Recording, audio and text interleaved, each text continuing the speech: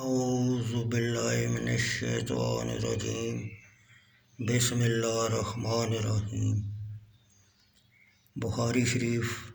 جلد اول حدیث نمبر 464۔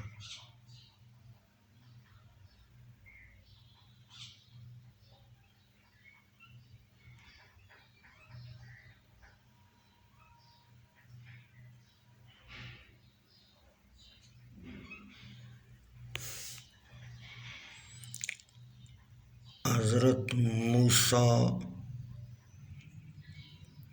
مدینہ نبویہ اور مکہ مشرفہ کے درمیان راستوں میں جو مساجد ہیں ان کا بیان اور وہ مقامات جہاں نبی اکرم صلی اللہ علیہ وسلم نے نماز پڑھی، ان مقامات کو مساجد بنا لینے کے بیان میں حضرت موسیٰ بن عقبہ رضی اللہ تعالیٰ عنہ راوی ہیں کہ میں نے سالم بن عبداللہ کو دیکھا، وہ راستہ میں مقامات کے متعلق اجتہاد کرتے کہ نبی اکرم صلی اللہ علیہ وسلم نے کس مقام پر نماز پڑھی ہے، پھر اس جگہ میں نماز پڑھتے اور بیان کرتے کہ ان کے والد عبداللہ بن عمر بھی ان مقامات پر نماز پڑھتے تھے اور انہوں نے ان مقامات پر رسول اللہ صلی اللہ علیہ وسلم کو نماز پڑھتے دیکھا۔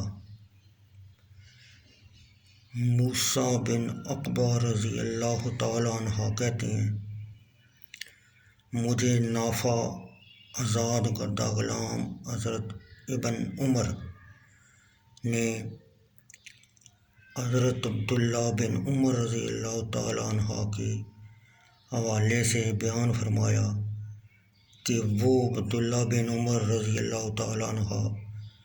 ان مقامات پر نماز پڑھتے تھے، اور میں نے سالم بن عبداللہ سے بھی پوچھا۔ موسیٰ بن عقبہ کہتے ہیں، میرے علم میں سالم بن عبداللہ نے نافع کی ان تمام معلومات جہاں نبی اکرم صلی اللہ علیہ وسلم نے نماز پڑھی موافقت کی ہے، مگر روحا جو مدینہ سے 36 میل کے فاصلے پر ہے کی بلندی پر آپ صلی اللہ علیہ وسلم کے نماز پڑھنے میں دونوں کا اختلاف ہے۔